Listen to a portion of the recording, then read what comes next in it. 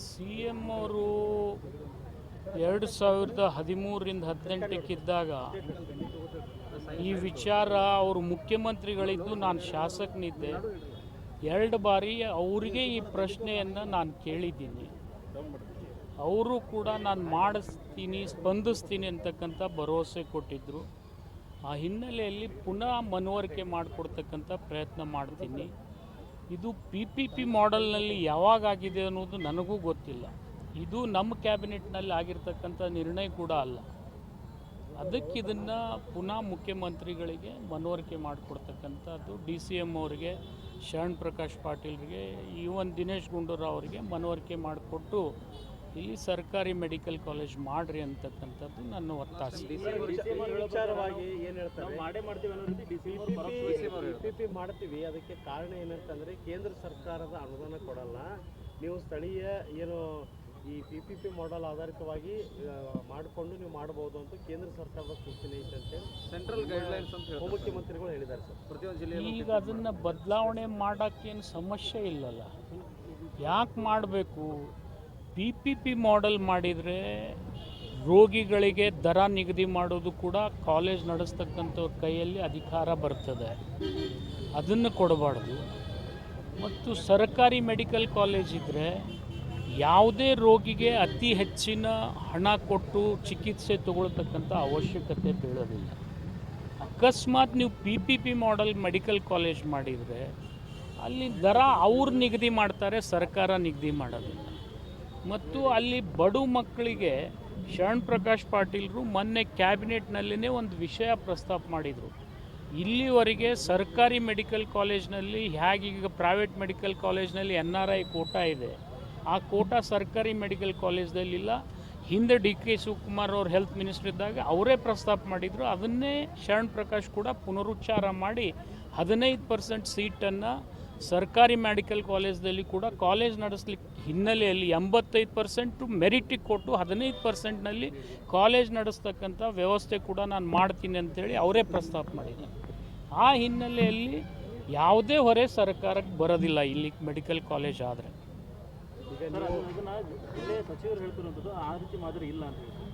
ಈಗ ಮೊನ್ನೆ ಮೆಡಿಕಲ್ ಕಾಲೇಜಿನಲ್ಲಿ 15% NRI ಕೋಟಾ ನಾನು ಇಂಟ್ರೊಡ್ಯೂಸ್ ಮಾಡ್ತೀನಿ ಅಂತೇಳಿ ಶರಣ್ ಪ್ರಕಾಶ್ ಪಾಟೀಲ್ರೇ ಹೇಳಿದ್ದಾರೆ. ವಿಶೇಷವಾಗಿ ಸ್ಪೆಷಲ್ ಅಟೆನ್ಷನ್ ಡ್ರಾ ಮಾಡಿದ್ದಾರೆ ಕ್ಯಾಬಿನೆಟ್ಟಿಂದು. ಈಗಿಲ್ಲ, ಇನ್ನು ಮೇಲೆ ಬರ್ಬೋದು.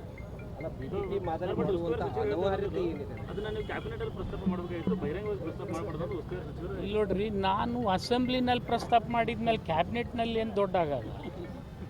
ಅಸೆಂಬ್ಲಿನಲ್ಲಿ ಈ ಜಿಲ್ಲೆಯಿಂದ ಮೆಡಿಕಲ್ ಕಾಲೇಜ್ ಆಗಬೇಕಂತೇಳಿ ಯಾವುದರೇ ಒಬ್ಬ MLA ಕೇಳಿದರೆ ಅದು ನಾನು ಒಬ್ಬನೇ, ಬೇರೆ ಯಾರೂ ಇಲ್ಲ. ನಿಂಬಲ್ಲಿ TV ಕ್ಲಿಪ್ಪಿಂಗ್ಸ್ ಅದಾವೆ, ಆಡಿಯೋ ಇದ್ದಾವೆ, ವಿಡಿಯೋ ಇದ್ದಾವೆ. ನಾನು ಇವತ್ತಲ್ಲ 2013ರಿಂದ 18 ತನಕ ಸತತವಾಗಿ ಕೇಳಿದ್ದೀನಿ. ಅದು ಆಗಲಿಲ್ಲ ಅಂತ ತಿಳ್ಕೊಂಡೆ ಸುದಯದಿಂದ 2018ಕ್ಕೆ ನಾನೇನು ಹೆಲ್ತ್ ಮಿನಿಸ್ಟರ್ ಆದೆ, ಫಸ್ಟ್ ಬಿಜಾಪುರಕ್ಕೆ MCH ಮಾಡಿಕೊಟ್ಟೆ, ಟ್ರೋಮಾ ಸೆಂಟರ್ ಮಾಡಿದೆ, ಸೂಪರ್ ಸ್ಪೆಷಾಲಿಟಿ ಮಾಡಿದೆ, ಆಯುಷ್ ಹಾಸ್ಪಿಟಲ್ ಮಾಡಿದೆ, 150 ಎಕರೆ ಫುಲ್ ಫೆನ್ಸಿಂಗ್ ಹಾಕಿ ಅಲ್ಲೆಲ್ಲ ರಸ್ತೆಗಳನ್ನು ಅಭಿವೃದ್ಧಿ ಮಾಡಿಕೊಟ್ಟೆ. ಇಲ್ಲಿ ನೀರಿನ ವ್ಯವಸ್ಥೆನೂ ಕಡಿಮೆ ಆಗಬಾರ್ದು ಅಂತೇಳಿ ತಾಸ್ಬೋಡಿ ನೀರನ್ನು ಕೂಡ ಒಯ್ದು ಆ ಕ್ಯಾಂಪಸ್ಸಿಗೆ ಬಿಟ್ಟಿದ್ದೀನಿ. ಅಲ್ಲಿ ಹೆಚ್ಚಾದರೆ ಅದನ್ನು ಒಯ್ದು ಸೈನಿಕ್ ಸ್ಕೂಲ್ ಕೊಡ್ರಿ ಅಂತ ಕೂಡ ಒಂದು ಪ್ರಸ್ತಾವನೆ ನಾನೇ ವಾಟರ್ ಬೋರ್ಡ್ನಿಂದ ದುಡ್ಡು ಕೊಡಿಸಿ ಮಾಡಿಸ್ಕೊಟ್ಟಿದ್ದೀನಿ. ಅದು ಉಪಯೋಗ ಆಗೋದು ಬಿಡೋದು ಇನ್ನಿಲ್ಲ, ನಾಳೆ ಮಾಡ್ಕೋಬೇಕು ಅಷ್ಟೇ, ಇನ್ನೇನಿಲ್ಲ. ಅವ್ರು ನಾನಂತರೂ ಚಾಲೂ ಮಾಡೇ ಕೊಟ್ಟು ಬಂದಿದ್ದೀನಿ. ಆ ವಿಚಾರದಲ್ಲಿ ನಾನು ಯಾವುದೇ ಇಲ್ಲ, ನನಗೇನು ಇಲ್ಲ ಅಂತ ನಾನೇ ಹೇಳ್ತಾ ಇದ್ದೀನಿ. ಯಾಕೋ ಇದು ಯಾವಾಗಿದು ಇಲ್ಲ ರೀ, ನನಗೆ ಗೊತ್ತಿಲ್ಲ. ಸರ್ಕಾರ ನಮ್ಮ ಕ್ಯಾಬಿನೆಟ್ನಲ್ಲಿ ತೆಗೆದುಕೊಂಡಂಥ ನಿರ್ಣಯ ಇದು ಅಲ್ಲ. ಚರ್ಚೆ ಆಯಿತು, ಇದನ್ನ ಬಸವನಗೌಡರು ಕೂಡ ಚರ್ಚೆ ಮಾಡ್ತಾರೆ. ಇಲ್ಲ ನೋಡ್ರಿ, ನನಗೆ ಯಾರು ಚರ್ಚೆ ಮಾಡ್ತಾರೋ ಸೆಷನ್ನಲ್ಲಿ ಆಗಿಲ್ಲ ನನಗೆ ಗೊತ್ತಿಲ್ಲ. ಆದರೆ ಯಾವ ಸರ್ಕಾರದಲ್ಲಿ ಈ ನಿರ್ಣಯ ಆಗಿದೆ ಅದು ತಪ್ಪದು. ಯಾಕಂದರೆ ಇಡೀ ರಾಜ್ಯದಲ್ಲಿ ಇಷ್ಟೆಲ್ಲ ಜಿಲ್ಲೆಗಳಲ್ಲಿ ಮೆಡಿಕಲ್ ಕಾಲೇಜ್ ನಾವು ಮಾಡಿದ್ದೀವಿ. 31ರಲ್ಲಿ ಆಲ್ಮೋಸ್ಟ್ 22 ಜಿಲ್ಲೆಯಲ್ಲಿ ನಾವು ಮಾಡಿದ್ದೀವಿ. ಇನ್ನು ಉಳಿತಕ್ಕಂಥವು ಎಷ್ಟಿದ್ದಾವೆ? ಸೆಷನ್ನಲ್ಲಿ ಶರಣ್ ಪ್ರಕಾಶ್ ಪಾಟೀಲ್ ಅವರು ಪ್ರಸ್ತಾವ ಮಾಡ್ತಾರೆ ಬಿಜಾಪುರಕ್ಕೆ ಬಂದು PPP ಅಂತ ಹೇಳಿ, ಅವಾಗ ಯತ್ನಾಳ್ ಅವರು ಸ್ವಾಗತ ಮಾಡ್ತಾರೆ. ಇದು ನನಗೆ ಗೊತ್ತಿಲ್ಲ, ಹೋರಾಟ ಸ್ಟಾರ್ಟ್ ಆಗಿದೆ. ನನಗದು ತಪ್ಪದು ಮಾಡಬಾರ್ದಂತ ಅವರಲ್ಲಿ ಕೂಡ ನಾನು ವಿನಂತಿ ಮಾಡ್ಕೊಳ್ತೀನಿ. ಮಾನ್ಯ ಉಪಮುಖ್ಯಮಂತ್ರಿಗಳು ಮತ್ತು ಮುಖ್ಯಮಂತ್ರಿಗಳಲ್ಲಿಯೂ ವಿನಂತಿ ಮಾಡ್ತೀನಿ. ಸರ್, ಈಗ ಪಂಚಮಸಾಲಿ ಸ್ವಾಮೀಜಿ ಅವರು ಏಕಾಕಿ ಉಚ್ಚಾಟನೆ ನೋಡ್ರಿ, ಅದು ನೋಡಿ, ನಾನು ವಿಶೇಷವಾಗಿ ಜಾತಿ ಸಂಘರ್ಷದಲ್ಲಿ ಸ್ವಾಮಿಗಳ ವಿಚಾರದಲ್ಲಿ ಸ್ವಲ್ಪ ದೂರ ಇದ್ದೀನಿ. ದಯಮಾಡಿ ಅದರಲ್ಲಿ ನನಗೆ ಎಳಿಬೇಡಿ. ಈಗ ಜಾತಿ ಗಣತಿ ಯಾಪ್ ಓಪನ್ ಆಗ್ತಾಯಿಲ್ಲ, ಇವತ್ತಿನಿಂದ ಆರಂಭ ಆಗಬೇಕು. ಕಿಟ್ ಕೊಟ್ಟಿಲ್ಲ ಸರಿಯಾಗಿ. ಅದನ್ನು ಮಾನ್ಯ ಮುಖ್ಯಮಂತ್ರಿಗಳು ಸ್ಪಷ್ಟನೆ ಕೊಟ್ಟಿದ್ದಾರೆ. ಏನೇ ಸ್ವಲ್ಪ ಟೂತಿಂಗ್ ಪ್ರಾಬ್ಲಮ್ ಇದ್ದೇ ಇರ್ತಾವೆ ಒಂದು ಸ್ಟಾರ್ಟ್ ಆಗಾಗ. ಇವತ್ತೇ ಪ್ರಾರಂಭ ಆಗ್ತಾ ಇದೆ, ಖಂಡಿತ ಆಗ್ತದೆ ಎಲ್ಲ ಸರಿ ಅಂತ.